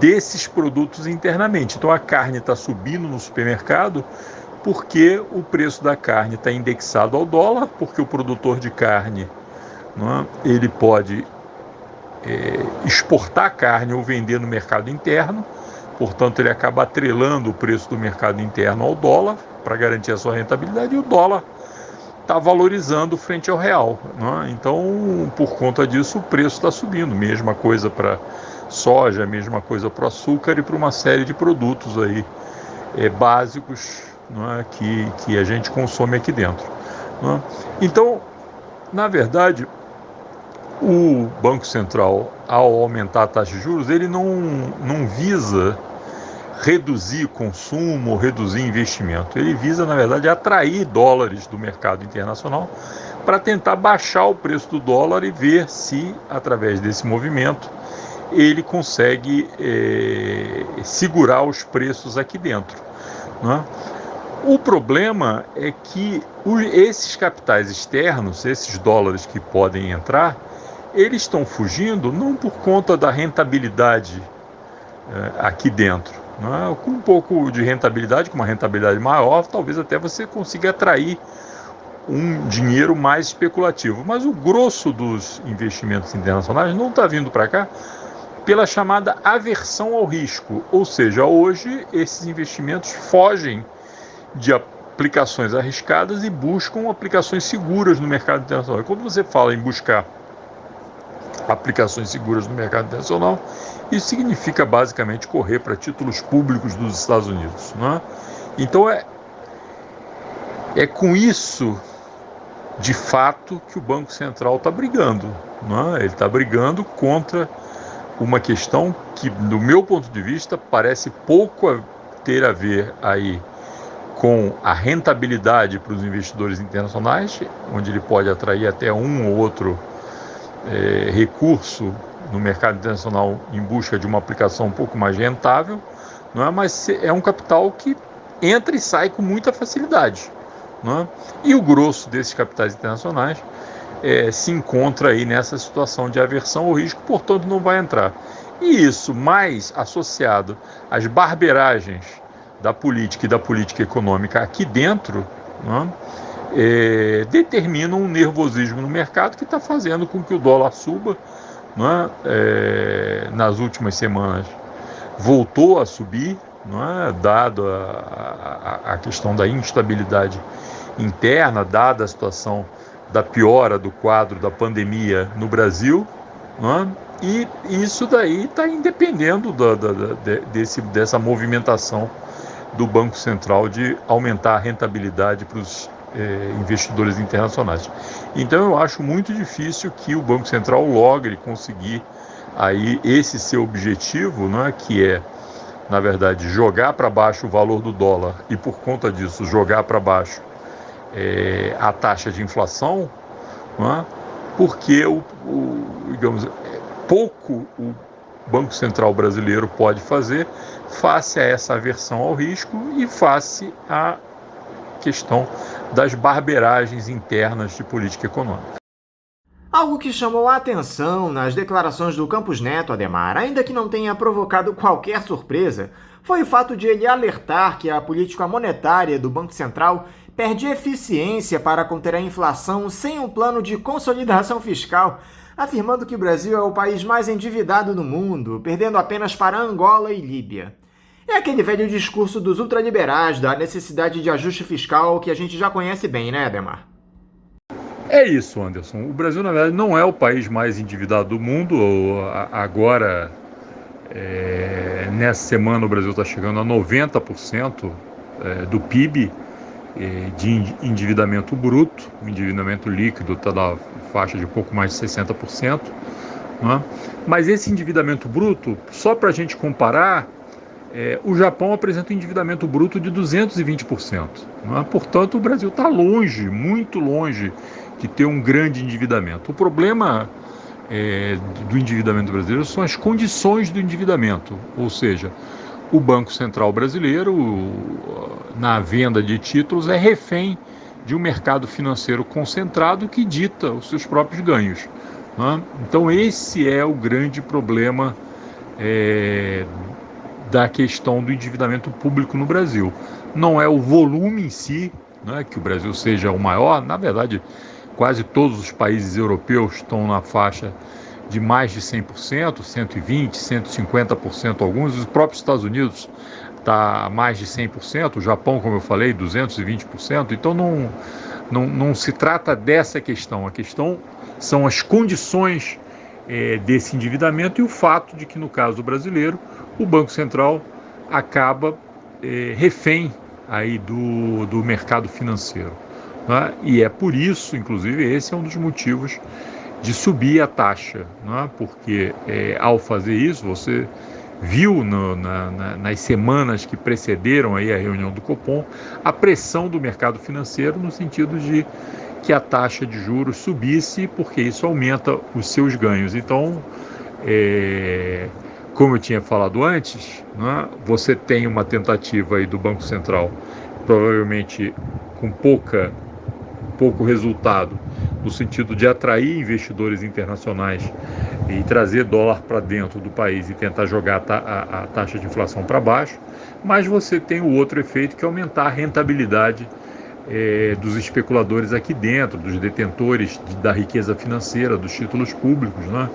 E esse objetivo seguramente será alcançado com esse aumento. Mudando de assunto, Adhemar, o Congresso aprovou recentemente e com muito atraso o Orçamento da União para o ano de 2021, que muita gente tem tratado como uma peça de ficção, visto a impossibilidade de ele ser cumprido, tudo evidentemente por conta daquele absurdo teto de gastos. Você pode explicar aqui para os nossos ouvintes, Adhemar, onde estão os principais problemas do orçamento desse ano e o motivo pelo qual os parlamentares não discutem o fim daquela emenda constitucional 95? Será que nem esse orçamento inexequível fará com que o Congresso acabe com essa excrescência que é o teto de gastos? Para a atual equipe econômica do governo, desmontar o esquema do teto de gastos está fora de cogitação. Eu vou aproveitar essa pergunta para voltar à questão fiscal que você tinha citado na questão anterior, né, sobre o Banco Central, e que eu não toquei. Na verdade, você tem hoje tendências muito contraditórias dentro do governo. Né? Então, você tem lá, ao fazer o acordo com o Centrão para garantir alguma estabilidade política, evitar que processos de impeachment avancem no Congresso, etc. Ou seja, ao comprar sua carta de alforria com esse acordo com o Centrão, o governo vai ter que pagar. E paga isso na forma das emendas parlamentares. Não é? Essa é a forma, aí, nesse momento, que o governo, digamos, paga essa sua sobrevida, né, nesse exato momento. Para não dar essa sinalização do desequilíbrio, o que o Congresso fez? Né? Alguns movimentos. Primeiro, superestimou o crescimento do ano de 2021. E superestimando o crescimento, evidentemente, você supostamente aumenta a arrecadação. Né? Da medida que você tem uma estimativa de crescimento maior, você acaba tendo uma estimativa de arrecadação maior, que é incidir as taxas sobre esse crescimento econômico. Então, essa é a primeira coisa. A outra é que se cortou uma série de despesas que são despesas obrigatórias, portanto, não poderão ser cortadas. Não é? Despesas na área da Previdência, despesas na área de saúde e educação, não é? Especialmente nesse momento que a gente está vivendo. Né? Provavelmente com a questão da pandemia, você vai ter mais gastos em saúde e não menos gastos em saúde. Não é? Então, esses movimentos tornaram, não é, o orçamento que foi votado, isso que você está chamando de peça de ficção, não é? Que na verdade está recolocando essa discussão sobre o orçamento, não é? Ela se fala dos vetos do governo, a negociação em torno de vetos, o Congresso administrando alguns desses vetos, refazendo de certa forma o orçamento, não é? Então, o que você tem, na verdade, é uma continuação da discussão sobre orçamento. A votação no Congresso, evidentemente, não resolveu essa questão, não resolveu a questão fiscal e, na minha opinião, a questão fiscal não se resolve a menos que você tenha crescimento e aumente a arrecadação. Porque você já está chegando num nível que só efetuando cortes em cima de gastos que você não pode cortar. Não é? E a essa situação por si só complicada se soma aí o acordo com o Centrão que o governo de alguma forma tem que pagar. Não é? Então agora também é essa hora de pagar o acordo político que foi feito com um agrupamento político que a gente sabe que vive em torno desses acordos para liberar verbas. Não é? Então esse imbróglio político, financeiro e fiscal onde o governo se meteu e parece difícil de sair. Em um momento em que o investimento público mais do que nunca precisa ser o motor para a retomada da nossa economia, Ademar, o orçamento desse ano vem com cortes na saúde, na educação, no meio ambiente, ciência e tecnologia, inviabiliza o censo demográfico, mas, por outro lado, amplia o dispêndio para as emendas parlamentares e para as Forças Armadas. Aliás, um dos trechos mais polêmicos e que deve ser judicializado é o que retira 35 bilhões de reais de emendas do orçamento obrigatório e destina parte para as chamadas emendas do relator, que dariam ao relator do texto, o deputado Márcio Bittar, o poder de avalizar em quais áreas esses valores seriam investidos. Nada muito diferente do que nós estamos acostumados, Ademar. O capital hegemônico legislando em causa própria. Aqui trata-se, na verdade, de uma novidade, né? Por quê? Porque agora você tem formalizado esse acordo com o Centrão. Né? Então, trata-se, nesse orçamento desse ano, pela primeira vez, formalmente, de ter que honrar o acordo com o Centrão, que envolve essa questão das emendas parlamentares, das emendas negociadas com o relator, com o presidente da Câmara, Arthur Lira, etc, etc, etc. Ou seja, o governo começa a ter que pagar o custo de ter, digamos, algum refresco político do ponto de vista do Congresso. Né? Então, desse ponto de vista, você tem uma novidade. Até agora, você tinha a intenção de cortar uma série de gastos sociais, mas como eram gastos obrigatórios, você não fazia isso. Agora, digamos, não conseguindo arbitrar que gastos têm que ser cortados, o governo, de uma forma fictícia, cortou, o governo não, o Congresso, ao votar o orçamento nessa negociação, cortou uma série de despesas que são obrigatórias, ou seja, ele vai ter que fazer, porque evidentemente se vai para a justiça, enfim, e tem inclusive decorrências legais, de você fazer esses cortes, porque a lei diz que você não pode fazer isso e você não está mudando a lei, então você está entrando num quadro de ilegalidade. E por outro lado, o governo não tem politicamente como cortar uma parte expressiva dos gastos que foram colocados pelo relator, porque faz parte do acordo político. Então, a grande questão do governo Bolsonaro nesse momento é como fazer isso. Isso está sendo renegociado, ou seja, se aprovou a toque de caixa. A toque de caixa não, porque já depois do prazo, você aprovou em março, uma coisa que você tinha que ter aprovado até dezembro do ano passado, você aprovou em março desse ano. Só que você aprovou uma ficção, e agora está continuando essa negociação, no processo de vetos que o governo federal vai fazer e de, enfim, um quadro de renegociação com o Congresso para uma nova votação. Então esse é o quadro que você está vivendo nesse momento, onde, mais uma vez, esses gastos sociais acabam correndo muito risco. Eles estão vendo, inclusive, como fazer cortes sem entrar no quadro de ilegalidade, o que é muito difícil. Então, o caminho mais consistente seria efetivamente você desmontar o mecanismo de teto de gastos. Mas isso também, do ponto de vista desse governo, pelo menos a atual equipe econômica disse que não vai fazer. Então, uma outra saída seria se livrar da equipe econômica atual, e botar uma que aceitasse trabalhar com a revisão aí do teto de gastos. Mas isso também parece difícil de acontecer. Enquanto o relator do orçamento quer 35 bilhões de reais para utilizar ao seu bel prazer, Adhemar, o governo é incapaz de reservar mais do que 44 bilhões para pagar o novo auxílio emergencial, que começará a cair na conta dos brasileiros a partir de amanhã, dia 6, com 4 parcelas de míseros R$ 150 reais para quem mora sozinho.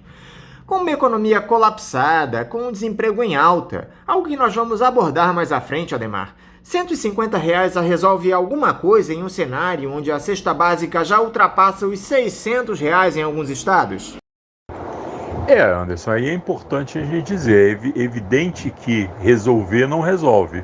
Agora, para quem está com fome, e a gente está falando de uma população que está numa situação desesperadora, porque as pessoas não têm renda garantida, é um informal que depende de ir fazer bicos digamos, trabalhar no almoço para pagar o jantar, que depende absolutamente, desesperadoramente, de algum dinheiro para conseguir sobreviver, num quadro de pandemia, ou seja, as pessoas estão fazendo a opção, entre, digamos, o risco da Covid e de morrer de Covid, em um quadro em que os hospitais estão demonstrando claramente a falta de condições de atendimento nesse momento nas enfermarias e nas UTIs, e do outro lado a falta de renda e já num processo que dura mais de um ano, portanto, digamos, quem tinha alguma reserva, essa reserva já foi. Então, digamos, dentro dessa situação desesperadora, R$ 150 reais pode ser a diferença entre morrer e não morrer de fome. Agora, evidentemente, esse valor não resolve a situação das pessoas, isso vai ser recolocado, e espero que esse valor seja alterado para alguma coisa digna, decente e que permita às pessoas sobreviverem condignamente nesse momento da pandemia. Aliás, a gente viu no segundo semestre do ano passado que os recursos aí do auxílio emergencial foram fundamentais, inclusive, para de alguma forma dinamizar a economia fazendo com que pelo menos alguns setores, como o comércio de alimentos, enfim, continuasse operando minimamente e garantindo aí que as pessoas pudessem comer, mas também que os seus funcionários continuassem empregados e trabalhando, nessa situação que é uma situação desesperadora por conta da pandemia que se prolonga e das medidas absolutamente errôneas do governo nessa área e, enfim, atrasadas do ponto de vista de buscar insumos para a produção de vacina, de buscar vacinas no mercado internacional, ou seja, uma série de erros aí na condução da política sanitária em relação à questão da pandemia no Brasil, agravando ainda mais essa situação econômica. Então, é esse o momento que a gente está vivendo. Eu espero que, de alguma forma, se recomponha esse valor, Agora, num quadro em que as pessoas estão no limiar da sobrevivência, evidentemente R$150 pode fazer alguma diferença, entre ganhar mais um fôlego, para esperar que talvez alguma coisa aconteça um pouco mais à frente. Mais uma vez, Adhemar, com um governo incapaz de mexer nas reservas que já ultrapassam os 4 trilhões de reais para garantir o mínimo de fluidez para a economia, com uma classe dominante que não aceita perder um centavo dos seus lucros, por que não se discute a necessidade de emissão de moeda? Até o Henrique Meirelles já defendeu essa tese, Adhemar. O Henrique Meirelles! Por que toda essa resistência dos ultraliberais do bolsonarismo, Adhemar? Você tem razão, né? Parece que os nossos liberais aqui são mais realistas que o rei, né? Quando, digamos, desde o ano passado, vários países do mundo, as principais economias do mundo, estão fazendo políticas de expansão monetária nesse momento da pandemia, mantendo, digamos, com recursos públicos, inclusive, o pequeno comércio, os trabalhadores que ficam sem renda, subsidiando as famílias, subsidiando inclusive médias e grandes empresas nos seus países, para que elas consigam resistir e mantenham aí o emprego, garantindo o salário dos trabalhadores, evitando demissões. O Brasil vai numa rota oposta, O Brasil vai numa rota que é a que foi estabelecida lá atrás, desde 2015, primeiro com o Joaquim Levy, ainda no governo Dilma, depois pelo próprio Meirelles, que você citou, que parece que agora está mudando um pouco de posição, durante o governo Temer, e depois agora com o Paulo Guedes no governo Bolsonaro, sempre apontando esse rumo aí, que é um rumo de um liberalismo fiscalista, e muito mais preocupado, com uma abstração que é a questão das contas públicas nesse momento, que não é um momento trivial. Isso é que é importante que as pessoas percebam. A gente não está fazendo um debate teórico, técnico, em um momento trivial. A gente está fazendo um debate que, nesse momento, significa vida ou morte para as pessoas. E o governo Bolsonaro está optando pela morte. Resumidamente, é esse o quadro. Enquanto outros governos do mundo, inclusive liberais, e inclusive com enorme tradição fiscalista, como é o caso da Alemanha, onde essa preocupação fiscal, desde a questão da hiperinflação dos anos 20, do século 20, ou seja, com uma coisa de mais de 100 anos, de preocupação fiscalista em um país como a Alemanha, e nesse momento, digamos, absolutamente essa questão não está colocada. O governo alemão está fazendo gastos à vontade, para manter suas empresas, para manter seu pequeno comércio, para manter seus trabalhadores, para manter sua população, na medida do possível, em casa. Então, é muito triste, ver, digamos, no caso do Brasil, que a gente acabou tendo o governo errado na hora errada. Porque nesse quadro da pandemia, um governo que opta pela morte é o fim da picada. Mas é isso que o governo brasileiro está fazendo, né, ao invés de buscar outras opções, inclusive essa da emissão monetária, né, que num quadro que é um quadro de paralisia da economia, pelo menos ia garantir algum fôlego para essa economia por um tempo, né? Mas não é a opção do governo e a gente vai ter que continuar essa guerra, que é uma guerra entre a vida e a morte. Bom, falando agora sobre o resultado dessa política econômica desastrosa do governo federal, Adhemar, que é refletido justamente nos níveis de desemprego.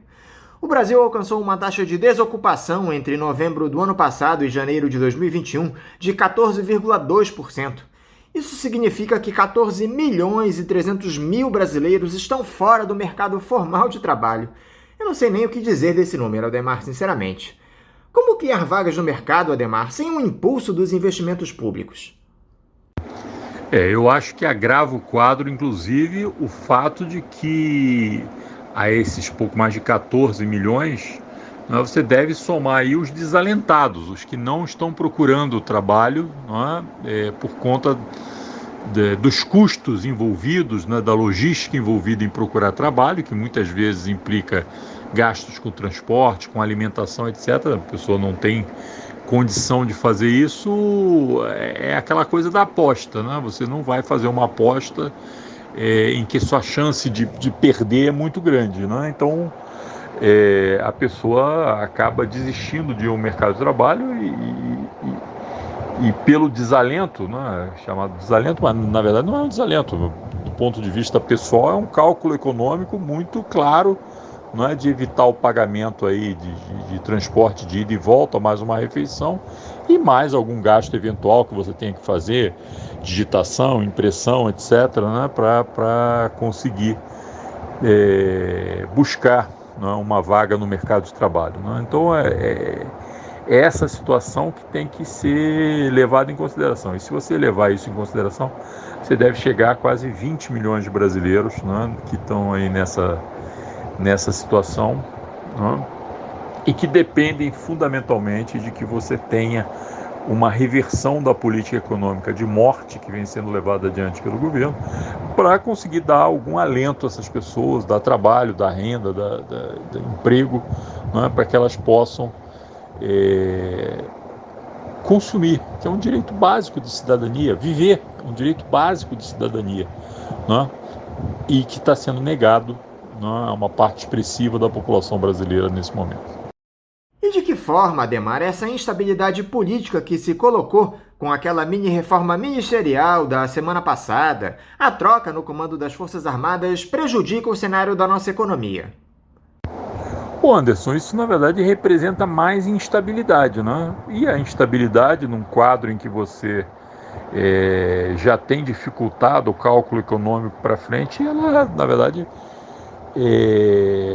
inibe, não é, as possibilidades de investimento por parte do setor privado, enfim. Então, quanto mais instabilidade você tiver, quanto mais essas modificações passarem, como passaram a evidência, não é, da fragilidade do governo Bolsonaro, menos as pessoas vão querer, os empresários vão querer investir, eles vão aguardar uma clareada maior da situação, que parece cada vez mais, com as sinalizações que você tem, só vai ficar claro depois das eleições do ano que vem, né? Então, a gente tem aí mais ou menos 8 meses ainda de um governo com alguma autonomia de ação, né? E a partir já do finalzinho desse ano, você já vai começar a entrar num quadro eleitoral de 2022. E talvez o quadro eleitoral ajude a desanuviar essa situação, não é? Mas o que você tem nesse momento é, digamos, a instabilidade em vários setores, né? A fragilidade do governo ficando evidente, e essas trocas ministeriais são a evidência aí dessa fragilidade, que coloca ainda mais incerteza no mercado que já tem muitas dúvidas, né? Para finalizar, Adhemar, parece que o Joe Biden está decidido a bater de frente com a China nessa disputa pela hegemonia global. O presidente dos Estados Unidos apresentou um ambicioso plano de infraestrutura e empregos de nada mais nada menos 2,25 trilhões de dólares, com o objetivo de solucionar alguns problemas antigos e urgentes do país em temas como mudanças climáticas, indústria, infraestrutura e educação.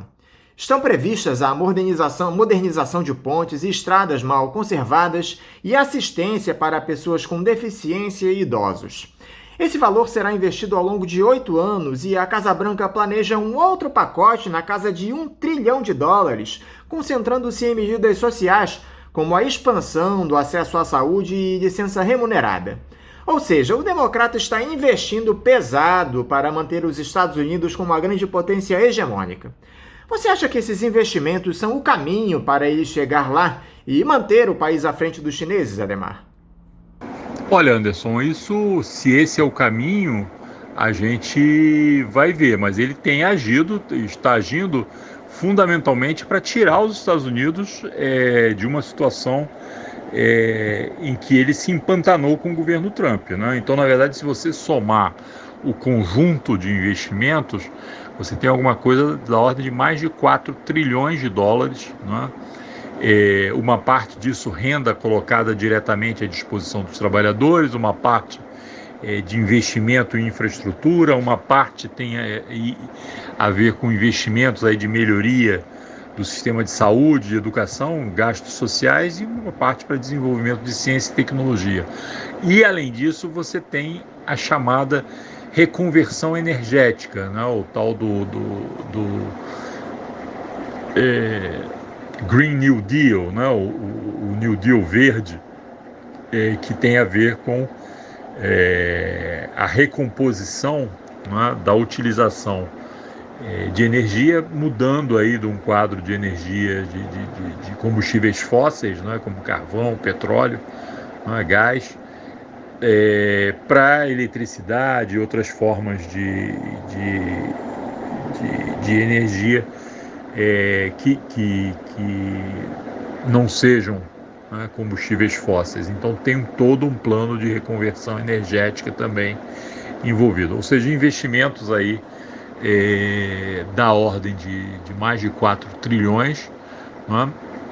Isso daí tenta retirar. Além disso, você tem o que a gente está olhando, inclusive pela mídia, né?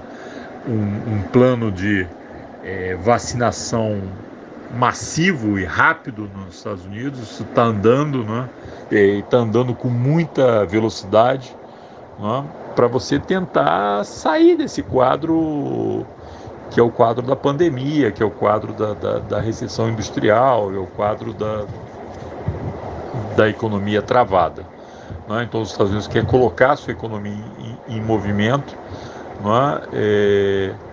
Agora, se isso será suficiente para fazer frente ao crescimento rápido chinês, aí a gente vai ter que ver, porque aí, digamos, é outra questão, aí exige arbitrar, né, uma série de impasses que estão no campo econômico, mas também estão no campo da geopolítica, estão no campo militar, no campo do desenvolvimento tecnológico, que não é, digamos, a velocidade com a qual você anda nem sempre é proporcional aí aos recursos que você coloca, né? Enfim, você tem aí uma série de questões, né? Inclusive de alianças internacionais, né? de mercados, né?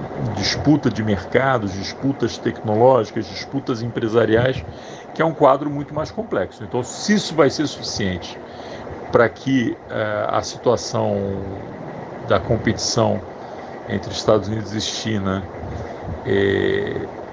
retorne a ser uma situação favorável aos Estados Unidos, isso eu não saberia te dizer. Eu acho que aí você tem um quadro muito mais complexo. Agora, se o objetivo fundamental é tirar a economia americana da UTI, isso seguramente, esse programa, um largo programa de investimentos, né, vai conseguir.